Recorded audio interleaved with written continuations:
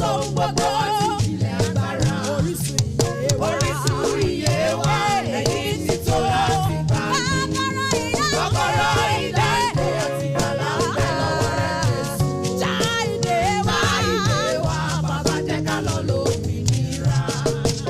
Kábíyèsí rẹ̀ o, alágbára tó dá gbogbo ayé. Ohun tó bá ti dáwọ́lé ẹ̀dá kan ò tún lè dáwọ́lé. Tí àtàrẹ́ làwà ìyá ń fẹ́ ìtúsílẹ̀ ńlá. Wá já ìdè tó de ayé wa, ká lè lọ lómìnira. Kábíyèsí rẹ̀ o, alágbára tó dá gbogbo wa pátá. Ohun tó bá ti dáwọ́lé ẹ̀dá kan ò tún lè dáwọ́lé. Tí àtàrẹ́ làwà ìyá ń fẹ́ ìtúsílẹ̀ ńlá. Wá já ìdè tó de ayé wa, ká lè lọ lómìnira.